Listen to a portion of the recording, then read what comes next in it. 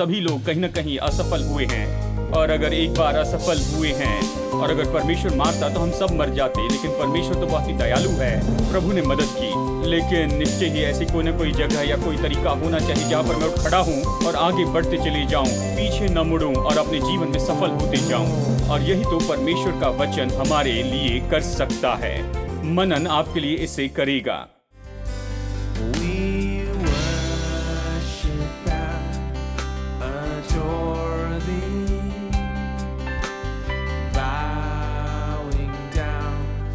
Before thee, songs of praises singing, hallelujah ringing,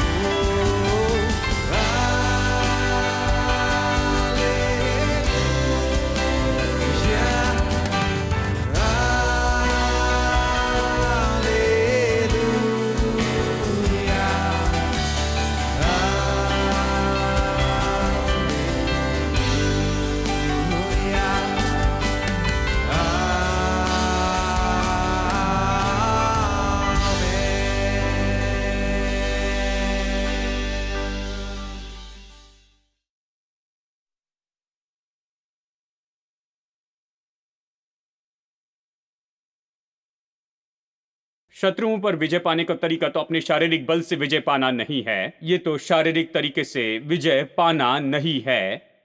हम उनके साथ लड़ते हैं, बहस करते हैं। अगर उन्होंने एक काम किया तो हम दो करते हैं, जानते हैं बदले में। और ये सब हम सोचते ये काम करेगा, ये काम नहीं करता, ये हम पर वापस आता है, बहुगुणित होकर आता है। और ये परमेश्वर का सिद्धांत है कि दो तो तुम्हें भी दिया जाएगा। अच्छा नाप दबा दबा कर, हिला हिला कर उमड़ता हुआ, ठीक है। तो ये अच्छे से काम नहीं करता है। देखिए, निपटने का तरीका है, सताव से निपटने का तरीका है। इस संसार में समस्या है, इस संसार में शत्रु हैं, और देखिए इस संसार में बहुत से शत्रु हैं और मेरी ऐसी बहुत सी समस्याएं हैं। इससे निपटने का तरीका यह है, परमेश्वर कहता है तुम परमेश्वर के वचन पर मनन करो। क्या ये अजीब नहीं? परमेश्वर का वचन। देखिए, परमेश्वर का तरीका सबसे आसान है। अगर मुश्किल तरीके से करना है तो जाकर आप सड़क पर लड़ सकते हैं, वो अलग है, आप वैसा कर सकते हैं। लेकिन परमेश्वर का तरीका सबसे आसान है। तो फिर ये सब कुछ क्यों करे? उसके बारे में इतना तनाव में क्यों आए? क्यों इतना रोते रहे और कुड़कुड़ाए? परमेश्वर के वचन पर मनन कीजिए। आप प्रभु वचन पर मनन कीजिए और आपके शत्रु अपनी सामर्थ खो बैठेंगे। वो शून्य हो जाएंगे, वो आपके सामने से गायब हो जाएंगे। आपको उन्हें ढूंढना पड़ेगा। आप नहीं जानेंगे कि वो कहां पर हैं, क्योंकि परमेश्वर आपको बुद्धि देगा। देखिए, ये बुद्धि है जो आपको सबके ऊपर में रखती है। बुद्धि ही वो बात है जो आपको अपने शत्रुओं के ऊपर में सफलता देती है। परमेश्वर आपको बिल्कुल सही विचार देता है, बताता है कि कैसे आपको क्या करना है और सच में क्या कहना है। किसी भी परिस्थिति में, किसी भी समस्या में, किसी भी चुनौती का जो आप सामना करती हैं, तो जब आप मनन करती हैं तो बहुत सी बातें आपके लिए बहुत ही स्पष्ट हो जाती है। आप पूरी तरह से समस्याओं को देखते हैं और आप उसके बारे में समझ प्राप्त करने लगते हैं। उसके बारे में उससे निपटने के लिए परमेश्वर के विचार को आप लेते हैं। वो आपको सही शब्द देता है, बोलने का सही तरीका देता है और सब खत्म होगा, आपकी सारी समस्याएं खत्म होगी। तो वो कहता है, मनन करने ने मुझे मेरे शत्रुओं से बुद्धिमान बनाया। ये एक महान लाभ है। मैं सोचता हूं ये सबसे अद्भुत लाभ है। ठीक है अगर केवल यही लाभ है तो भी मैं मनन करूंगा। चलिए अगले को देखते हैं। मैं अपने सब शिक्षकों से भी अधिक समझ रखता हूं क्योंकि मेरा ध्यान तेरी चितौनियों पर लगा है। चितौनी, गवाही परमेश्वर के वचन के बारे में कहता है। तेरी गवाहियों पर मैं ध्यान लगाता हूं। वो कहता है कि मनन ही वो कारण है जिसके कारण मैं अपने शिक्षकों से भी ज्यादा बुद्धिमान बना। मेरे पास मेरे शिक्षकों से भी ज्यादा समझ है। वो ये नहीं कह रहा कि वो क्या हो जाएगा, वो कह रहा है कि मैं पहले ही ऐसे हूं, मैं अपने शिक्षकों से ज्यादा समझ रखता हूं। वो जवान है और कहता है मैं अपने शिक्षकों से ज्यादा समझ रखता हूं जिन्होंने मुझे सिखाया। मैंने उनसे ये सीखा, लेकिन बाद में मैं उनसे ज्यादा समझ रखने वाला व्यक्ति बन गया। कई तरीके से मैंने इसे देखा वास्तविकता में। जानते हैं, जीवन में मुझे याद है कई साल पहले एक प्रचारक थे जिनका नाम था केनेथ हैगन। मैंने उनसे बहुत कुछ सीखा है, ये विश्वास की शिक्षा और ये सब उनसे सीखा। भाई केनेथ हैगन परमेश्वर के अद्भुत जन हैं, वचन के बहुत ही अच्छे शिक्षक हैं। लेकिन एक और व्यक्ति है जिनका नाम है केनेथ कोपलैंड। केनेथ कोपलैंड नाम के एक और व्यक्ति हैं जो अभी भी प्रचार करते हैं बहुत ही सामर्थ्य से। वो उस समय 1960 के दशक में बहुत ही बड़े कर्ज में पड़े थे। उस समय 40-50 हजार डॉलर के कर्जे में थे। वो जवान थे, हाल ही में शादी हुई थी। उनकी पत्नी ने कहा कि मैंने तुमसे नहीं, तुम्हारे कर्जे से शादी कर ली है, ऐसे लगता है। यह उनके विवाह को तोड़ रहा था, उनके जीवन को नाश कर रहा था। और वो तो इतने गरीब हो चुके थे, और वो इसके बारे में बताते हैं कि वो इतने गरीब थे कि गरीब भी उन्हें गरीब कहते थे। जानते हैं, उनके पास कुछ नहीं था, जो भी कमाते सब चुकाने में चले जाता कि सारा कर्जा चुकाते चले जाएं। बड़ी दयनीय दशा में थे। और वो कहते हैं उस समय मैंने केनेथ हैगन की शिक्षा सुनी। बहुत से लोग केनेथ हैगन की शिक्षा सुनकर जीवन में उभर कर आए हैं, वो और फ्रेड प्राइस और बहुत से दूसरे शिक्षक। कहा मैंने उनकी शिक्षा सुनी और मैं ये सोचने लगा कि वो जो कह रहे हैं वो सही है। अगर वो जो कह रहे हैं वो सही है और ये काम करता है और उनके लिए काम कर सकता है, तो ये अपनी परिस्थिति से बाहर निकल कर नया जीवन शुरू कर सकते हैं। तो वो जिज्ञासा से भर गए और इसे जांचना चाहते थे। तो उन्होंने जाकर सारे टेप्स खरीदे, केनेथ हैगन की शिक्षा के टेप्स खरीदे। वो कहते हैं उन्होंने निर्णय लिया कि वो कमरे में बंद हो जाएंगे और जब तक ये सही है या नहीं इसे ढूंढ न ले बाहर नहीं आएंगे। वो कमरे में बंद हो गए, केवल खाने के लिए बाहर आते थे। बाकी समय टेप सुनते, बाइबल पढ़ते और उसे जांचते रहते थे। और वो प्रार्थना करते और बस इन बातों का अध्ययन करते हुए समय बिताने लगे। जानते हैं इसके परिणाम में क्या हुआ? लगभग 1 या 1.5 साल के अंदर उन्होंने पूरा कर्जा चुका दिया। उससे बाहर आए और प्रचारक के रूप में अपना जीवन शुरू किया। अगर उनका प्रचार सुने तो ये सच में बहुत ही अद्भुत है। ये बस बाढ़ जैसे, नदी के जैसे ये बहते जाता है, क्योंकि वो इससे भरे हुए हैं वो इन बातों से भरे हैं क्योंकि ये सब उनमें चले गया है मनन के द्वारा। और जल्दी ही वो अपने शिक्षक की शोहरत से भी बहुत ही ज्यादा विख्यात हो गए जब भी वो प्रचार करने जाते, किसी स्टेडियम में प्रचार करते, तो केवल शिक्षा सुनने के लिए 20,000 लोग आते थे, जबकि उनके शिक्षक कभी ऐसी बड़ी भीड़ को जमा नहीं कर पाए। ये बहुत अच्छे व्यक्ति हैं, अच्छे शिक्षक हैं, प्रभु के जन हैं, और कभी ऐसी भीड़ को उन्होंने जमा नहीं किया। वो विख्यात हुए, बड़ी भीड़ उन्हें सुनने के लिए आती। ये सच में ज्यादा प्रभावी हुए। और आखिर में जो कुछ भी भाई केनेथ हैगन सिखाते थे उससे अच्छे सिखाने लगे, वो और अच्छे से सिखाने लगे। जानते हैं, मैं इस तरह कहूंगा और ये तो सच में भाई केनेथ हैगन को नीचे दिखाने की कोशिश नहीं, लेकिन ये तो सच में वो बहुत ही अच्छे व्यक्ति थे। लेकिन बात तो ये है, उन्होंने इसे सच में अच्छे से किया और सारी बातों की सीमाओं के पार चले गए। जानते हैं, उन्होंने दिखाया जीवन में कोई सीमा नहीं। अगर आप परमेश्वर के वचन पर विश्वास करते हैं तो कोई नहीं बता सकता कि आप कितनी दूर जा सकते हैं, कितने ऊंचे जा सकते हैं और क्या कर सकते हैं। देखिए, कोई नहीं बता सकता जीवन में हम क्या कर सकते हैं। उन्होंने इसे दिखा भी दिया और वो इसी तरह से अपने जीवन में जीते हैं। वो आज भी ऐसे ही जीते हैं और इसलिए मुझे उनके बारे में ये बहुत ही ज्यादा पसंद है। वो आज भी वैसे ही जीते हैं। कुछ लोग उनसे परेशान हैं, सोचते हैं उनके पास हवाई जहाज है और ये सारी चीजें हैं। देखिए, लोगों को कोई ना कोई बात पसंद नहीं आती है। उनके पास हवाई जहाज है, मैं खुश हूं कि प्रचारक के पास है। बहुत से ठगों के पास है,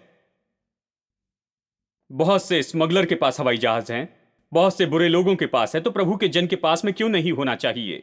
एक भाई बहुत परेशान हुए, उन्होंने आकर उनसे कहा, आप ये हवाई जहाज वगैरह कैसे रख सकते हैं? उन्होंने कहा, आप क्या विश्वास करते? उन्होंने कहा, कैथलिक। तो कहा, पोप के पास भी है।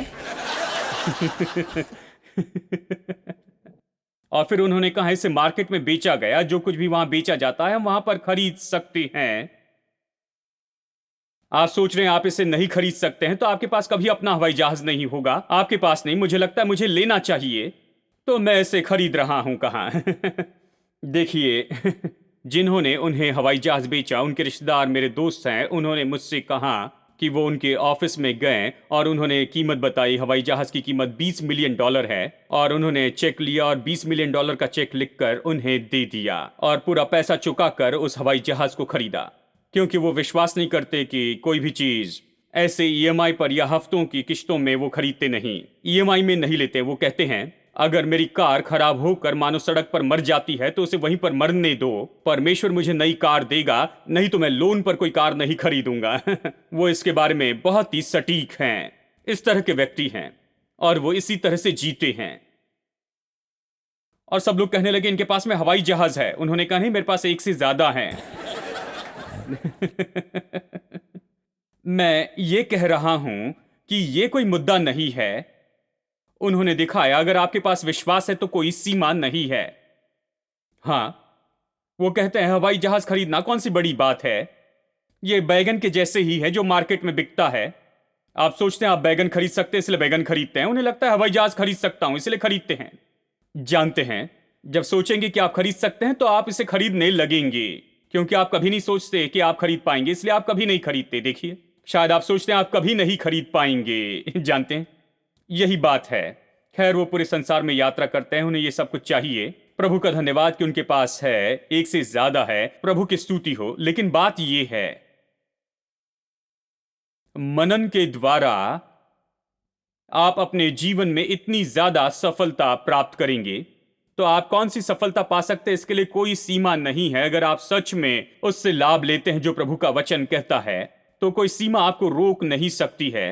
आप सारी सीमा से पार जा सकते हैं। ये सब आपके हाथों में है। मैं यही कहना चाहता हूं। मैं और कुछ कहने की कोशिश नहीं कर रहा हूं। मैं इसके बारे में कहने की कोशिश कर रहा हूं कि जीवन में कोई भी सीमा नहीं है।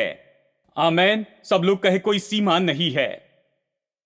सब सीमित करना चाहेंगे, कहेंगे तुम ये नहीं ले सकते, तो कहिए जो कुछ भी मार्केट में है मैं वो सब कुछ खरीद सकता हूं, मैं उससे ले सकता हूं। जानते हैं, ये तो केवल सोच की बात होती है। कोई क्यों आपको ये बताए कि आप इसे नहीं ले सकते हैं? देखिए, कोई सीमा नहीं है। देखिए, सीमा तो अक्सर लोगों के मन में होती है। ये उनके टेढ़े दूषित मन में होती है, जो ये कहते हैं कि तुम ये नहीं ले सकते, ये जरूरी नहीं, ये अच्छा नहीं, ये बहुत ज्यादा है। और ये सब किसने कहा ये बहुत ज्यादा है? आप देखिए परमेश्वर कैसे जीता है। ये बहुत ज्यादा है। क्या कीमती पत्थर की कंपाउंड वॉल चाहिए और इतने सारे हीरे और इतने रतन? उसे इसकी जरूरत नहीं, लेकिन उसके पास है। हेलो, सब लोग चुप हो गए हैं। ठीक है, चलिए इसमें और ज्यादा नहीं जाते हैं। अभी के लिए ये काफी है, मैं सोचता हूं। ये एक लाभ है। वो कहता है कि मेरे पास मेरे सभी शिक्षकों से ज्यादा समझ है, वो कहता है। और फिर आगे कहता है, मैं पुरनियों से भी समझदार हूं क्योंकि मैं तेरे उपदेशों को पकड़े हुए हूं। उपदेश फिर से वचन के बारे में कहता है। मैं तेरे वचन को अच्छे से समझता हूं। वो कहता है, मैं प्राचीनों से भी ज्यादा समझदार हूं। ये पुराना अनुवाद है। सच में वो कह रहा है, मैं बूढ़े से भी ज्यादा समझता हूं, यानी बुजुर्ग लोगों से। जानते हैं, अब संसार कहता है केवल बूढ़े होने पर ही बुद्धिमान हो जाओगे।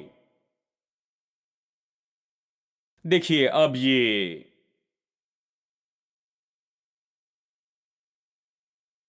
संभवतः सच है, क्योंकि इसमें बहुत से साल लगते हैं और बहुत कुछ आपने देखा होता है और बहुत सा अनुभव इसके साथ में चलता है और निश्चय ये मनुष्य को बुद्धिमान बनाता है।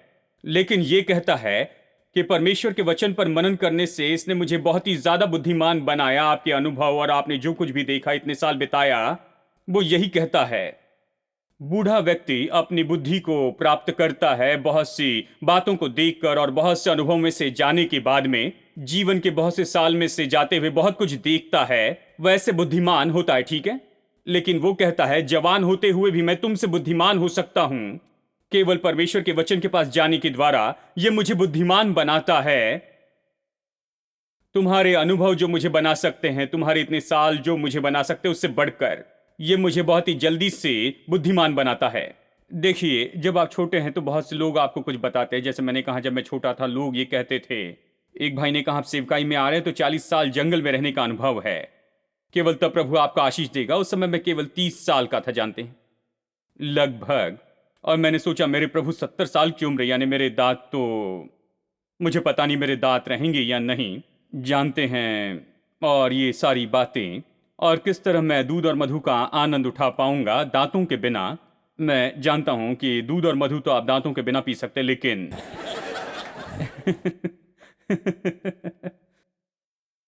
कोई आनंद नहीं उठा सकते। मैंने सोचा बस बूढ़े होने तक राह देखना है। जब आप खड़े होकर जान नहीं सकते हैं, उस समय किसी तरह की संपन्नता मिलेगी। यही तो बात उन्होंने मुझसे कही थी। मैं इसे स्वीकार करने से इनकार करता हूं। मैंने कहा मैं अपने जीवन में 70 साल के पहले ही सफल हो जाऊंगा। 70 साल तक राह देखने की जरूरत नहीं। जबकि मैं जवान हूं, उसी समय में मैं जो भी कर रहा हूं उसमें सफल हो जाऊंगा। मैं जवानी में कर सकता हूं, क्योंकि बाइबल, जानते हैं, परमेश्वर का जो वचन है हर सीमाओं के ऊपर आपको बढ़ाने की कोशिश करता है। लोग आपको सीमित करना चाहते। तुम्हारे पास 30 साल का अनुभव होना चाहिए कि एक अच्छे पास्टर हो जाएं। अगर प्रभु आप में काम करे तो 3 दिन काफी हैं। आमेन। 3 दिन काफी हैं, 3 मिनट काफी हैं, यदि प्रभु आप में काम करता है। देखिए, लोग आपके ऊपर में सीमा डालकर, आपको नीचे दबाकर, आपको नीचे रखने की कोशिश न करें। हमेशा इस तरह से सोचिए, परमेश्वर चाहता है कि आप सीमाओं के पार चले जाएं, और संसार आपको सीमाओं में बांध कर रखना चाहता है। याद रखिए, वो रस्सी जो कुत्ते के गर्दन में बांध कर रखते हैं, ठीक है।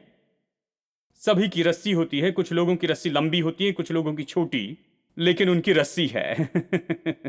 संसार हमेशा दिलचस्पी लेता है कि हमें बस रस्सी में बांध कर रख दे। संसार हमेशा दिलचस्पी लेता है कि हमें यह बताए कि तुम यहीं तक जा सकते हो, इसके परे नहीं। लेकिन परमेश्वर हमेशा दिलचस्पी लेता है कि हमें उन सारी सीमाओं से बाहर लेकर जाए, कि हम उसके स्तर के अनुसार सोचे कि हम भी बिल्कुल उसी के जैसे हो सकते हैं। तो आपको यह सोचना शुरू करना होगा, जो कुछ परमेश्वर कहता है मैं कर सकता हूं, वो कर सकता हूं। जो परमेश्वर कहता है कि मैं हो सकता हूं, वो मैं हो सकता हूं। परमेश्वर के अनुग्रह के द्वारा मैं ये कर सकता हूं। आमेन। तो इसे देखिए, ये मुझे मेरे शत्रुओं से ज्यादा बुद्धिमान बनाता है। ये मुझे मेरे शिक्षकों से भी ज्यादा समझदार बनाता है, मनन करना।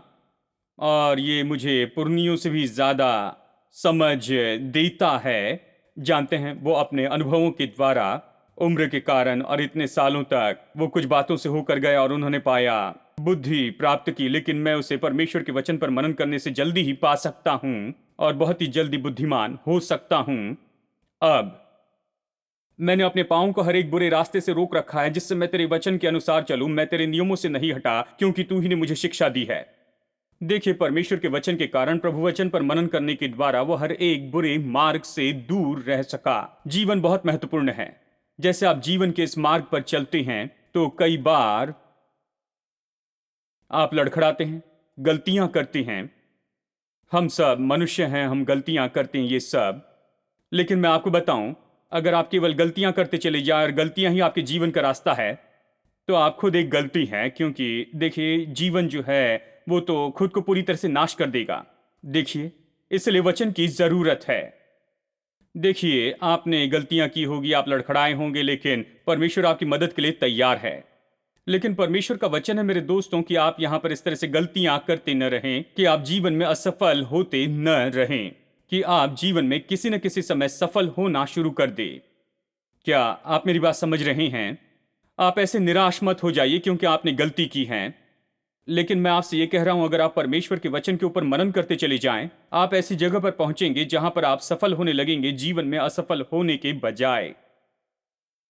ठीक है, हमेशा असफल नहीं हो सकते हैं, सफलता से कहीं ना कहीं शुरू करना है। और मैं आपको बताऊं, परमेश्वर का वचन आपको माइनस से प्लस में लेकर जाएगा। परमेश्वर का वचन आपको लेकर जाएगा असफलता से सफलता में। यह उस व्यक्ति को लेता है जो असफल और असफल होते चले जाता है, क्योंकि वो मनुष्य है, इसीलिए ऐसा होता है। आप तो मनुष्य होने को ऐसे ही असफलता के लिए बहाना न बनाएं। देखिए, हम लोग असफल हुए, देखिए हम सभी लोग कहीं ना कहीं असफल हुए हैं।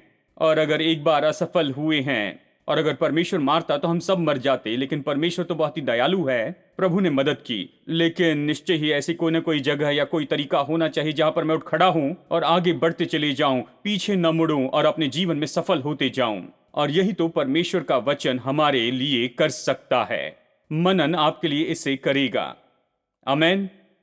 अब इसे देखिए, वचन 103 में, तेरे वचन मुझको कैसे मीठे लगते हैं, वे मेरे मुंह में मधु से भी मीठे हैं। देखिए, यह ऐसा व्यक्ति है जो जानता था कि परमेश्वर के वचन का हमारे मुंह में रहने का मूल्य क्या है। मैं विश्वासियों को यह सिखाने की कोशिश करता हूं, और ये विश्वासियों को सिखाना सबसे मुश्किल बात होती है। जानते हैं परमेश्वर का वचन सिखाइए, वो स्वीकार करने को तैयार हैं। जब सिखाते परमेश्वर का वचन सामर्थ्य है तो ये विश्वास करने के लिए तैयार होते हैं। लेकिन अगर आप ये सिखाए कि परमेश्वर के वचन को अपने मुंह में रखे तो वो उसे स्वीकार करने को तैयार नहीं। लेकिन बाइबल कहती है कि व्यवस्था की ये किताब तुम्हारे मुंह से दूर ना होने पाए। अपनी आंखों से नहीं, हाथों से नहीं, या शेल्फ से नहीं। कुछ लोगों के लिए उनके शेल्फ से कभी नहीं निकलती। जानते हैं, ये परदादा के दिनों से वहीं पर है। ये आपके मुंह से दूर न होने पाए। मुंह ही तो वो जगह जहां पर सफलता होती है, संपन्नता होती है। मुंह में वचन रखना ही सफलता के लिए रहस्य होता है।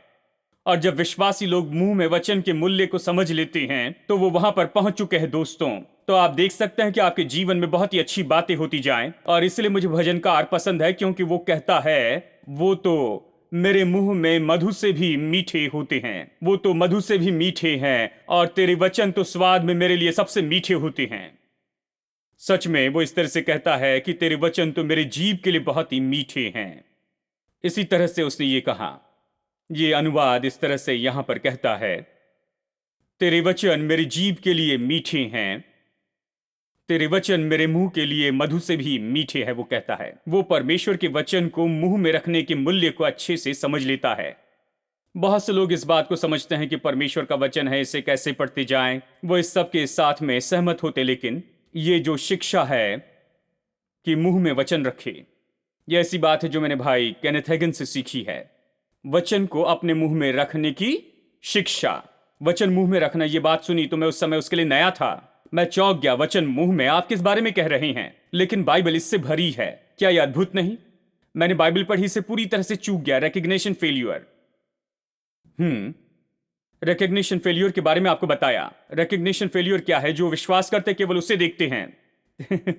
अगर विश्वास नहीं करते उसे नहीं देखेंगे, क्योंकि आप अपनी आंखों से नहीं देखते, लेकिन आप देखते हैं अपने मन से।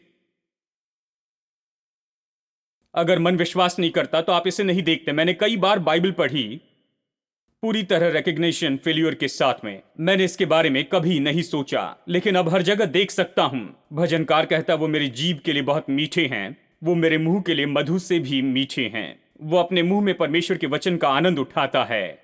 ये भजनकार बहुत ही अद्भुत व्यक्ति है। उसने गलतियां की, उसकी समस्याएं थी और ये सारी बातें थी, लेकिन बात तो यह है कि अंत में उसने सफलता का मार्ग ढूंढ लिया। उसने ये पाया कि उसे हमेशा असफलता में जीने की कोई जरूरत नहीं है। वो उसे सही कर सकता है, परमेश्वर के पास वापस आता है। इसलिए प्रभु कहता है, ये मेरे दिल का सा व्यक्ति है।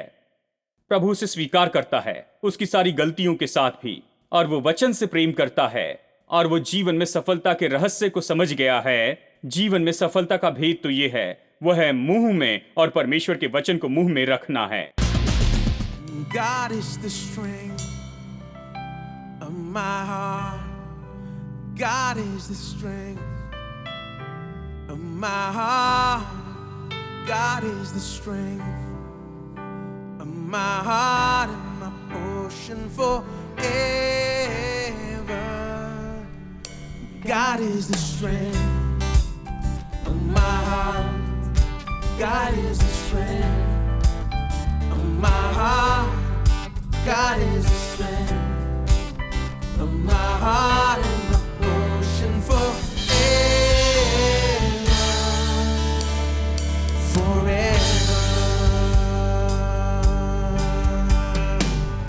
Whom have I never but you? There is nothing on earth I desire besides you. My heart and my soul, many times they fail. There is one truth that always will prevail.